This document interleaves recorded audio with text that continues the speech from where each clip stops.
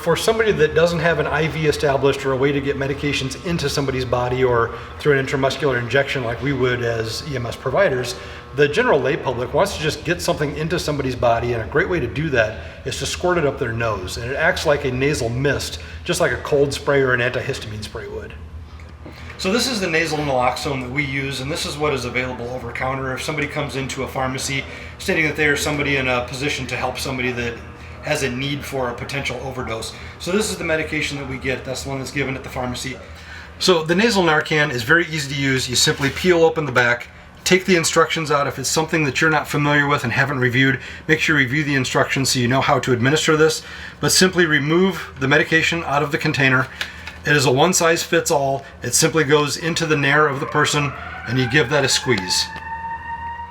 So it's a simple, once and done, full push, one time, and it mists for you.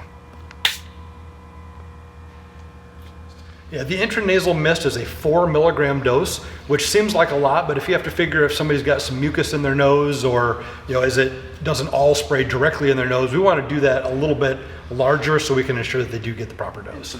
Yeah, it really varies on what they have taken and how much they have taken and what their tolerance level to that is. Somebody that uses a medication, either illicit or prescription, more often will have a higher tolerance. They'll have more medication in their system, and then it will take us more naloxone or Narcan to combat that. Yeah, so it's a competitive antagonist. So what it does is when opioid medication is used, there's receptors within your brain that it binds to that.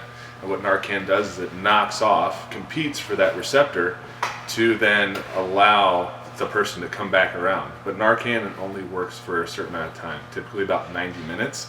And a lot of opioids last for hours. And so we really encourage people, if you do get Narcan, to seek medical attention, because eventually that opioid is going to take over that receptor and cause them to not breathe again.